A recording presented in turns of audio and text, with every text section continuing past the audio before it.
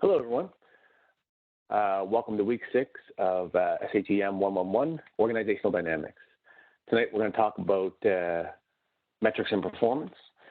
So good afternoon, morning, or evening, depending on when you're listening. This is another fully recorded class, so you can listen to it at your convenience, and then we'll jump right into things. Okay, so for this week, we need to talk about performance. So continuing our conversation from last week, we had about change. A lot of that conversation centered around what is the effects of change, and a lot of that effects are outcomes in performance. So at the end of the day, organizations are all based on performance. They're looking for better performance in a number of areas, and they're constantly changing to achieve better performance. Tonight, we're going to have a conversation about how do organizations measure performance, because organizations need to be able to look objectively at how they're doing in order to know whether they're improving or getting worse, or what changes they need to make within their organization to increase performance. And this is going to kind of continue to flow through into our next week's conversation on values. You know, one important thing from an OH&S standpoint, when we're continuing this conversation, change is always ongoing in OH&S, but also performance is a constant conversation in OH&S. How do you measure safety performance? You know, a lot of organizations struggle with how to measure this correctly, how to use the right indicators, and for most of you, this is very important, because as an organization needs to line up its health and safety strategy, it also needs to line up its health and safety performance metrics. So tonight, we're just going to take a kind of robust conversation at organizational performance and performance metrics. Quick review of the course content so far.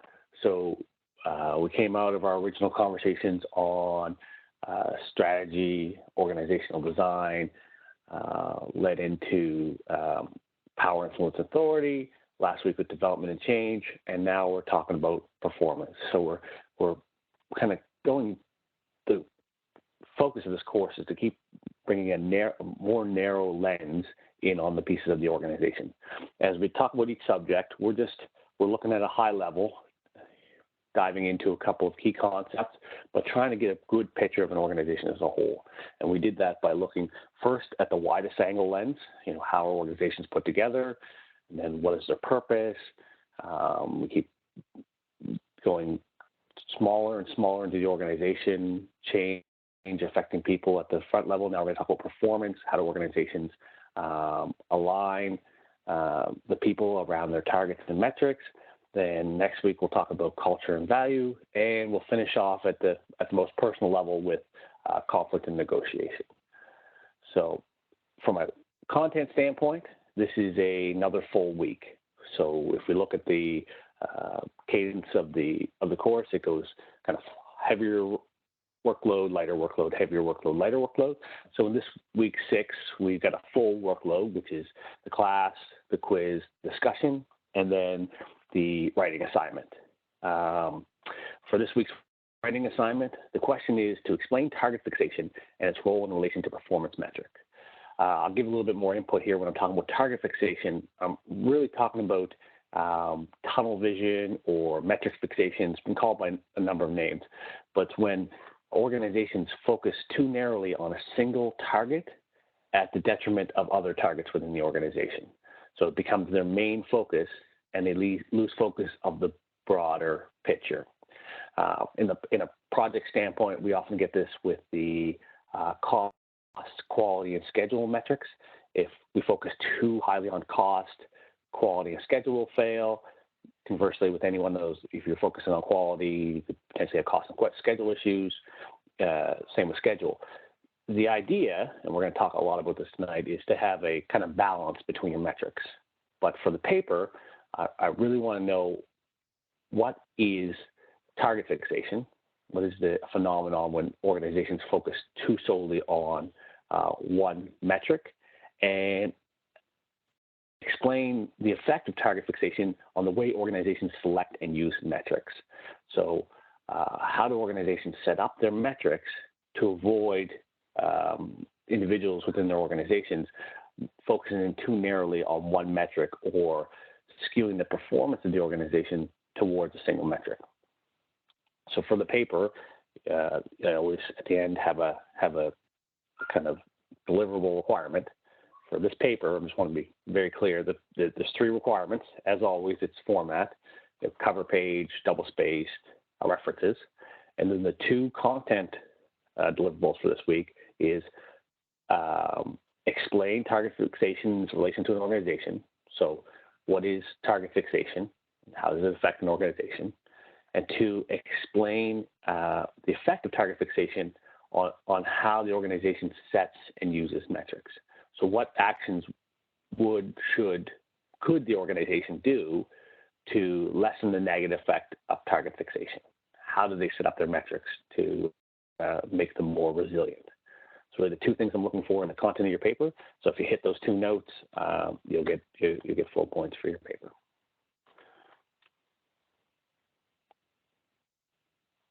Okay, so for tonight, just to look at what we're gonna look at. We're going to do lesson 5 review. We'll talk about the quiz and the discussion questions from last week, do a little bit of review, make sure everyone's on the same page from a learning outcome standpoint. Then we'll talk about the lesson 6 reading, give a little bit of details on that, go through the learning objectives, and do our virtual Q&A. This is a standard format we've been using each week. Gives us time to do a little bit of housekeeping, reflect back on last week, and then move forward with our learning objectives. So run through each of the quiz questions for lesson 5 briefly. The first one is, why is effective change so important to organizations? And the correct answer was because organizations are constantly changing. If the ability to change effectively becomes a source of competitive advantage. All organizations are going to have to change. The markets change, technology changes, people change. Organizations are constantly forced to change. So the organizations that become good at organizational change end up with a source of advantage over their competitors. So when we're asking the question, why is it so important? It's because they constantly have to change.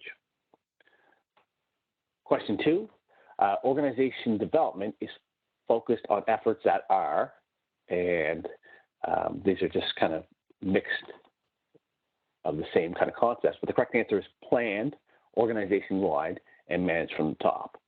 Now the question here is about organization development. So we spent a little bit of time last week talking about the concept of organizational development. Not all change is organization development, but organization development is a specific way organizations can go about changing. And we talked about some of the big names in organizational development, which is one of the following questions. But just to say that organization development is planned, organization-wide, and managed from the top. So it's when the leadership of the organization takes an active effort to create positive change in the organization. It also includes looking at the individual psychosocial and behavioral components, but for the most part, we're looking for planned, organization-wide, and managed from the top. Question 3, and this ties into the last question.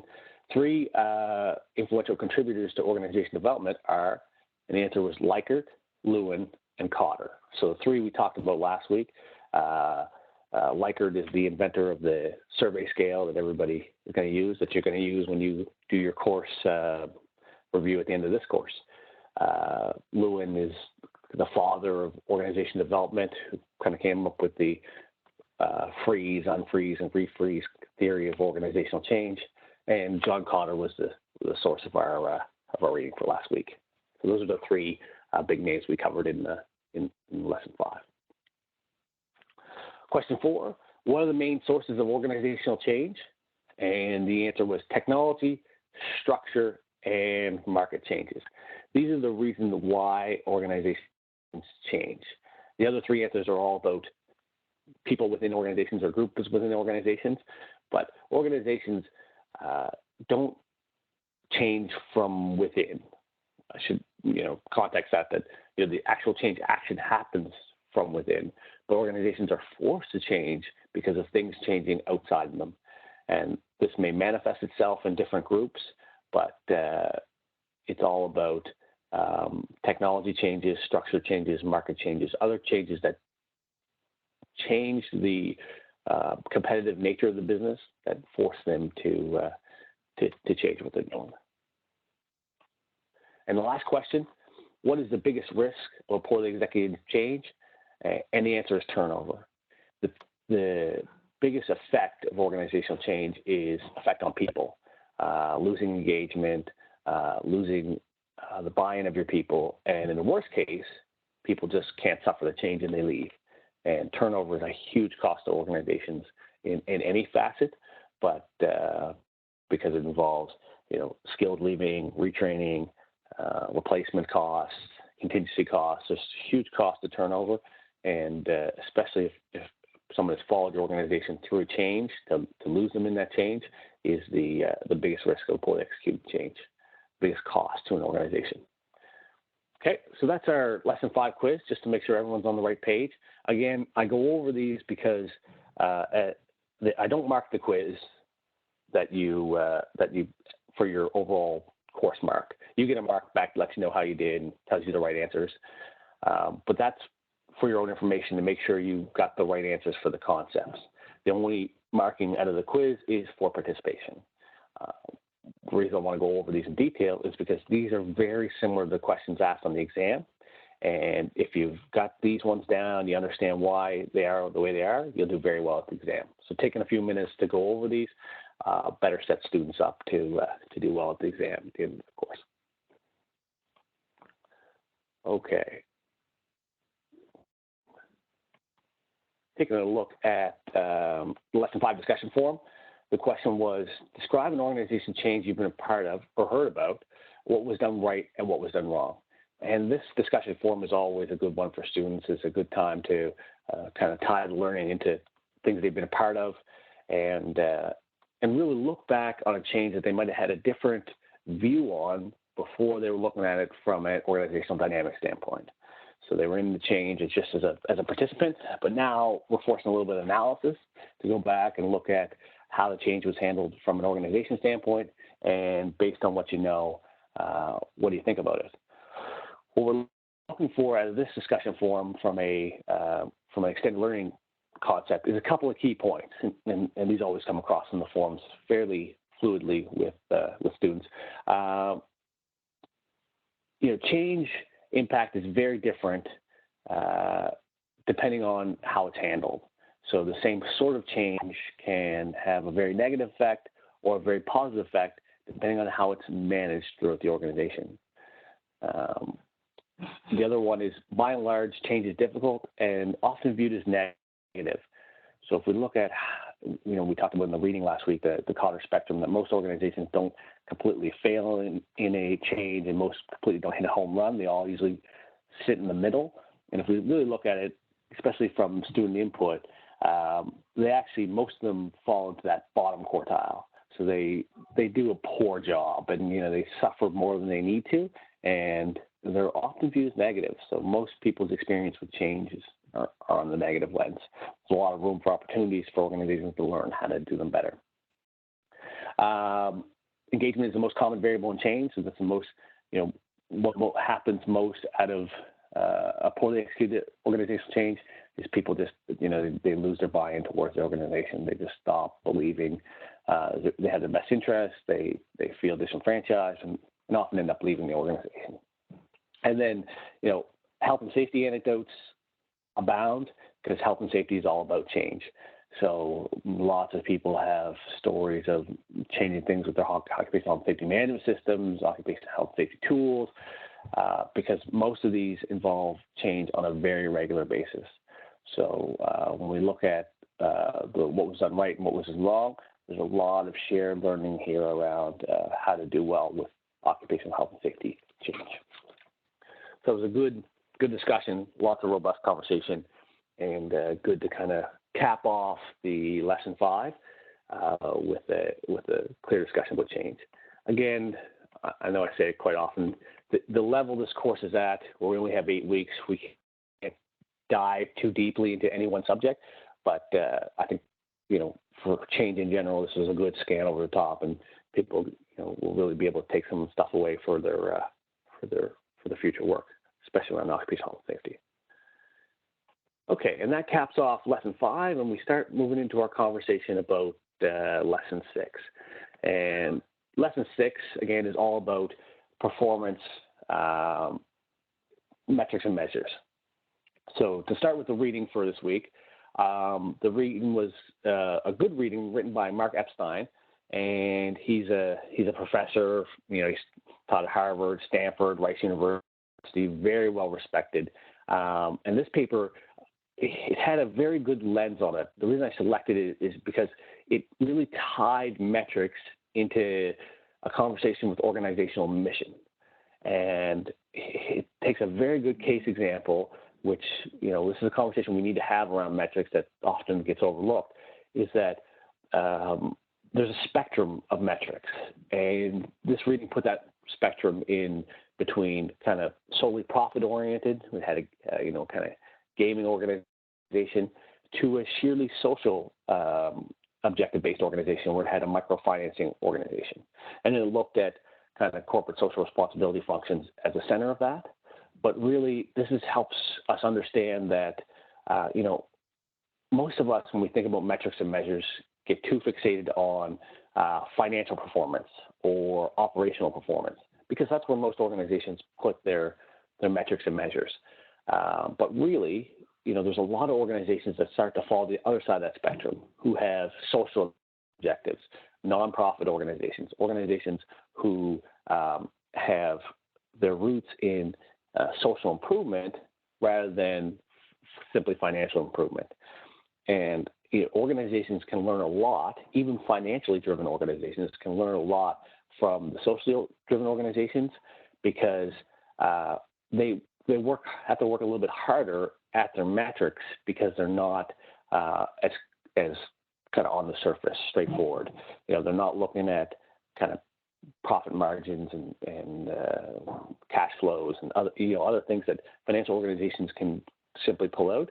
They need to look at what metrics align with our overall mission. And if that mission is for social improvement, we've got to find ways to measure social improvement. So it's a very good read, and it really starts to put people's heads wrapped around, there's more in metrics and measures than financial and operational improvement, which is very important, because if we're going to leverage metrics effectively, we need to see them more holistically.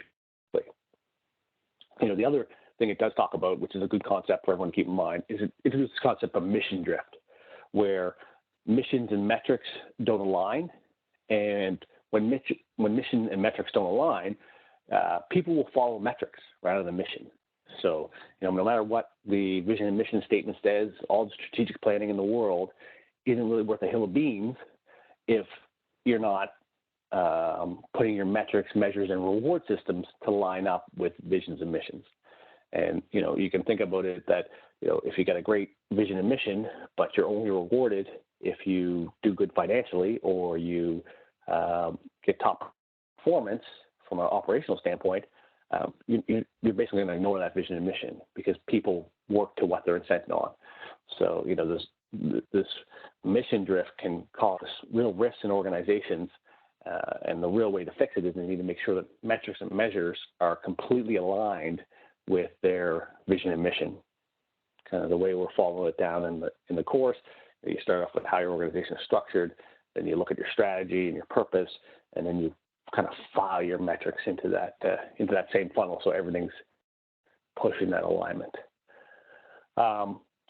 Organizations often look towards metrics that are easy to measure, but they're often too narrowly focused. The reading talks about metrics as an outcome, but not as a path. If we look at only the outcomes, then we really lead to a kind of ends versus means conversation. Are we really, as an organization, allowing people to do whatever they need to as long as they meet the target? This comes up a lot of times from a health and safety standpoint. So if we have an organization that is keenly focused on operational performance, but they have a vision and a mission that says, healthy, safety workplace, safety first. They have, but they don't have any safety metrics along the line. Only metrics that count is operational performance. Well, people are going to look to operational performance, and they're going to do whatever they need to achieve that operational performance, because the organization has effectively said that all that's important to them is operational performance. So, it's really about organizations rounding out their metrics to look at all the different behaviors that lead to their outcome metrics. So if an organization is focused on profit or operational performance, that's great. The organizations need to be focused on that, but they need to round out that end metric with some inline metrics that make it very clear what behaviors they're looking for to get to that operational outcome. This is where you get safety metrics. This is where you get quality metrics. This is where you get engagement surveys and scores, so that you also lay out the means by which you want to get to the objective. We're going to talk some more about that from a metric standpoint tonight, but then it also ties into next week when we start to talk about culture and values, because that's how you round out the culture and values of an organization. And the reading goes on. It talks a little bit about formal and informal metrics. That sometimes there's organizations metrics, but then there's sometimes sub metrics. There's things that smaller groups measure themselves against, or kind of peer-to-peer things people look at. And organizations have to be aware of what informal metrics are floating around the organization, because they can drive performance as well. So all in all, I think it's a good reading.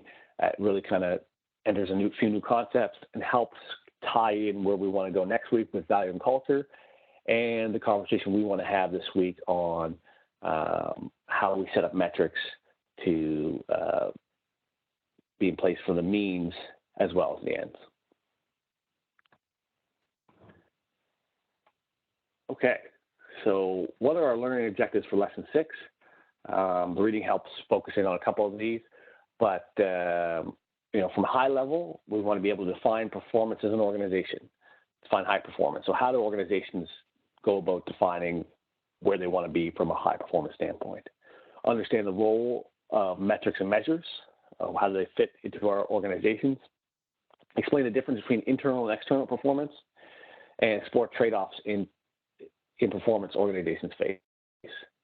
Really, again, just to talk about the level we're setting at, we're just talking about metrics and measures as a concept. How do organizations use them? What do they look like? How do they drive behavior? We could dive very deep into metrics and measures, talking about leading indicators, lagging indicators, qualitative, quantitative, metrics definitions. There's a whole science behind the application of metrics. But for us, we just want to know where do they fit in this this big system that we're looking at from an organizational standpoint, and how can, as a health and safety professional, how can we leverage metrics and metric creations to drive performance in the way that it needs to.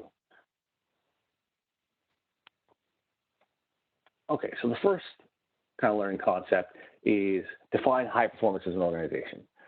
So when we're talking about metrics, we're talking about two concepts. First, organizations have to set out measures, and measures are defined sets of parameters with fixed units and definition. They're not good, they're not bad, they're just measures. There's something to measure themselves against. So for an example, recordable injuries per 200,000 man hours. That's a measure. It doesn't say anything about the organization. It's just a definition of measurement.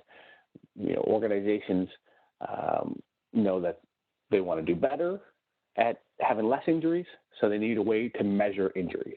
So they first need to set themselves up with measures. Another measure is cash flow. How much liquidity do they have in cash at any given time? Not good, not bad, just it's a measure. And it has to link to where an organization wants to get better at. After we have measures, then organizations start to put metrics in place. And metrics are data from processes based on identified measures. for example, recordable incident rate of 2.5 is a metric, or cash flow of 200,000 is a metric. Again, metrics and measures by themselves still don't tell you about where the organization wants to go or what the organization defines as high performance. It's just showing where it's at against a known measure. Then the third part is organizations need to set targets that align with overall vision and mission. And this is where organizations need to define the performance they would like to achieve. These are usually called key performance indicators, where they select the processes or parts of the business where they know they need to get better to perform, to be high performing as an organization.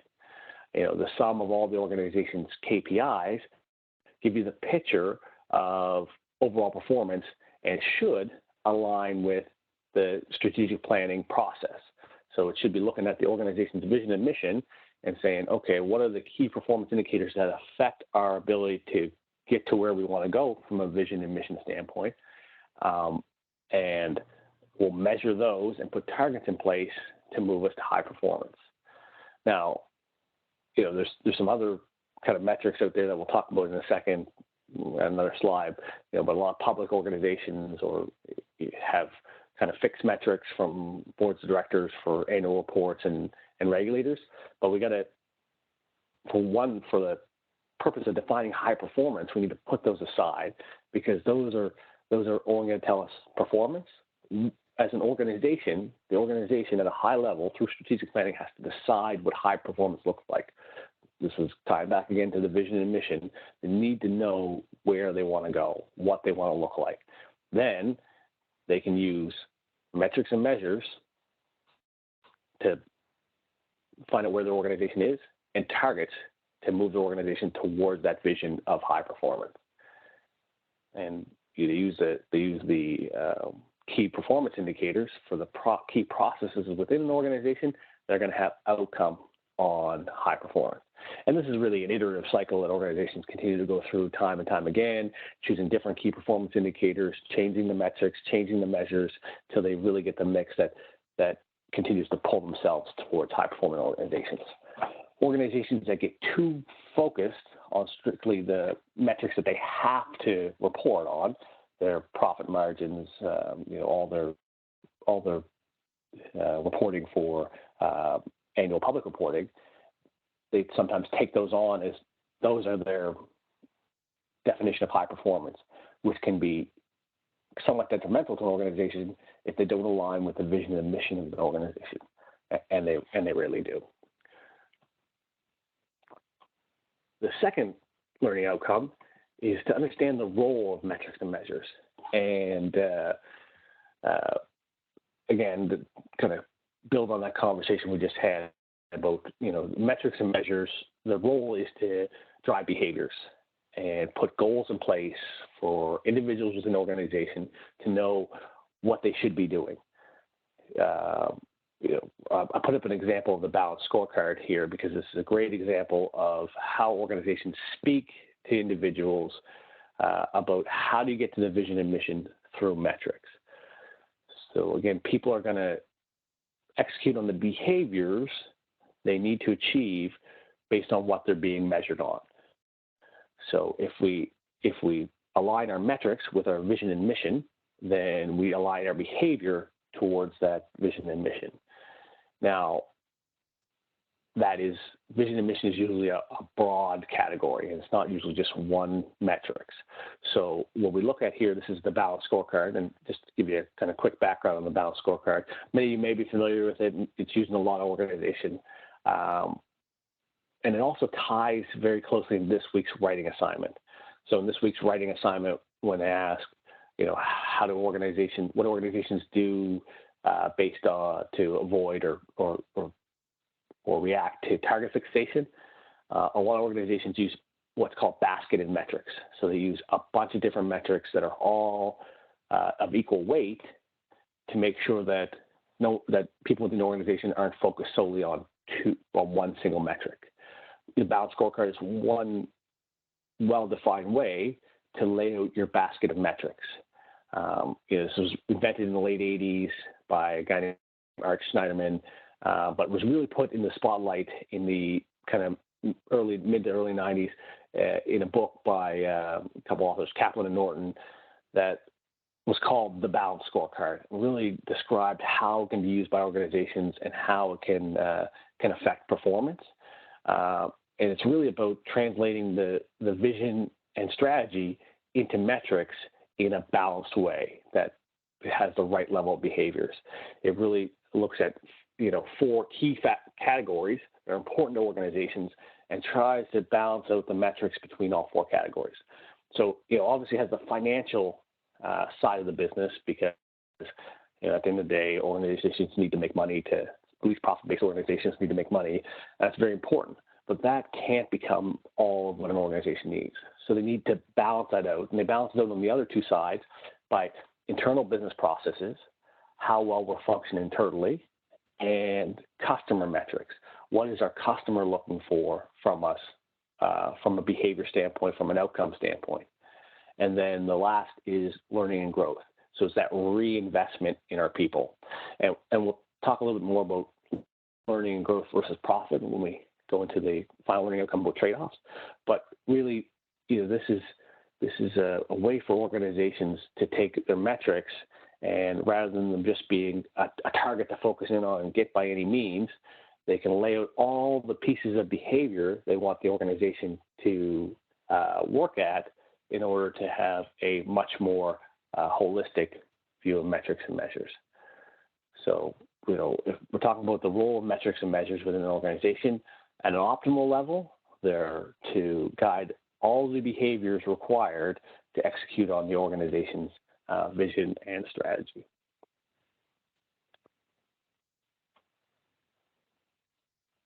And then pretty straightforward, but the difference between external and internal performances. A lot of organizations, and this is kind of laid out on the balanced scorecard there where you have customer versus internal business process, they need to be balanced because there is difference between internal and external performance. A lot of time, external performance metrics and goals, they don't tend to align to the business's strategy. They're more of outcomes. They're where they want to go. And they're usually lagging indicators. So the metrics that organizations report out on to government regulators, their customers, their suppliers are usually how well they did. What was the outcome? What was the overall performance of the organization? Which is important because stakeholders need to know how the organization is doing. But from a values to drive towards strategy and mission, internal metrics and internal performance is much more important. And again, we've talked about this a number of times, but if we're thinking about means and ends, the external performance is the ends, is where the organization ends up. The internal performance is how they put themselves together to achieve that final performance. And this ties into the conversation about leading and lagging indicators, that most of our external performance indicators are lagging indicators. And if we're done right, most of the internal performance metrics should be leading indicators. Let's talk about all the pieces.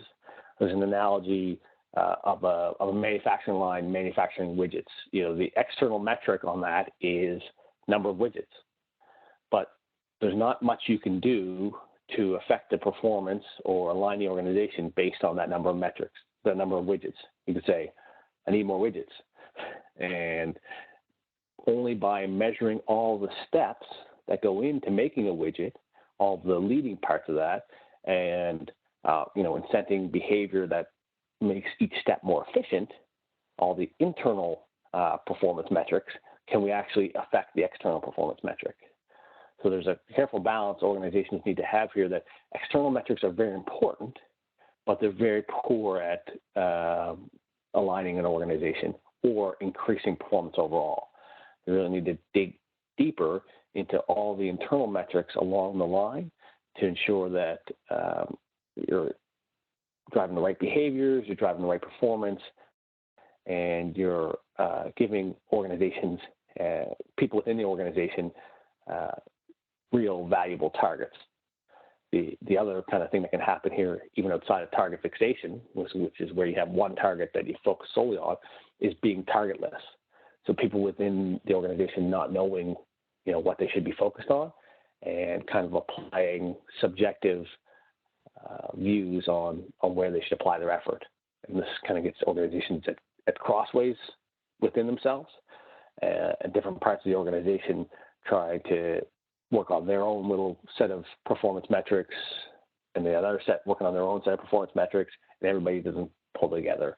So there's all that kind of behind the scenes stuff in the internal performance metrics that needs to be managed effectively if organizations want to have effective external performance outcomes. And then the last concept for tonight, we're going to talk about exploring the trade-offs in performance organizations face. And this is a key concept when we come to organizational metrics, in that you can't be good at everything all at once. And there's often, when you look to get better at one thing, there's often the trade-off with other parts of the organization. And organizations need to make sure that when they're getting better at one thing, they're not stealing that performance from other areas. And I'm just going to touch on it here, one of the key concepts in this is the triple bottom line. Some of you may be familiar with this. It's a key concept in sustainability that's coming to the forefront of a lot of business periodicals. But really, there's a balance between people, planet, and profit, just in the same way there's a balance between cost, quality, and schedule. You can get very good at any one of these at the sacrifice of the other. So you can get a lot of profit by over leveraging your people and taking from the planet. In the same way, you can get very well developed people for less profit and leveraging the planet, or you can get great sustainability outcomes for less profit and leveraging your people more. There's really a balance here that if we look at it to increasing performance in any one area at the expense of the other two, you create an imbalance. We're actually not creating new performance, you're just stealing it from another area. Same sort of trade-off when we talk about cost, quality, and schedule. We can get really good at cost, at the same time we destroy our schedule and have low quality. We can have a very high quality product with very poor schedule and a very high cost. The concept's the same, wherever we're talking about these interwoven groups of metrics. And organizations, and again ties into the target fixation thing, need to know where they face trade-offs, where they have metrics that are linked in a way that you can easily do better in one area at the expense of others. For these areas, they need to make sure that these are basketed together. Again, the triple bottom line. Organizations need to measure themselves against all three and only mark themselves as doing better once they're doing better at all three. Same with cost, quality, schedule. Same with there's a whole gambit of metrics out there that are interwoven together in such a way that you can artificially get better at one performance metric by over leveraging other areas of the business. So this is an important concept for people to understand because only organizations actually get better by leveraging all the components. So there is a lot of areas where organizations face trade-offs, and it's important to understand those trade-offs to have actual performance going forward. And they also need to make sure that when they're setting up visions, missions, and strategies, they don't inherently use one of these leverage situations to drive towards overall what's seen as overall better performance when it's just a leverage situation. Okay, so that's our conversation on metrics and measures from an organization standpoint. Again, tonight's goal is to talk about the effect of metrics and measures on organizations and organization systems, less about actual metrics and measures and individual performance indicators. So that ties into our discussion question for the week. So for this week, how does your current or past organization, or any organization that you've been a part of, you could have been a customer for, measure performance? What was the most important metric to the organization? And the reason I asked this question, and I'm going to draw a little bit of the tie-in here, is we want to find out is the most important metric to the organization one that aligns to the vision and mission. If it's very clear that the organization is very focused on one or a couple of metrics or a group of metrics for a certain outcome, are those tied to the vision and mission? Because a lot of organizations suffer from what we talked about in the reading, mission drift. And I'd like for students to take a look back at an organization they're with or an organization they've been part of and see, is that alignment in place? So how does your current or past organization measure performance, and what was the most important metric? And also being giving some input on so what does that mean? That I'm going to continue the conversation in this week's discussion forum and continue us looking at organizational metrics as an organizational tool to drive to overall alignment rather than just a way to measure individual performance. So looking for some more good feedback on that one. Discussion forums are very well rounded. And that's the end of the recording for tonight. So that completes lesson 6. We're getting very fast towards the end of this course. I hope everyone is getting the most of it. As always, any questions, just shoot me an email. I'll be very happy to get back to you. Anybody who wants to review any of the content or marketing schemes, more than happy to do that. Just send me a message and I will set something up. For everyone else, have a good night, morning, or afternoon, depending on your listening, and back for another recording next week. Thank you.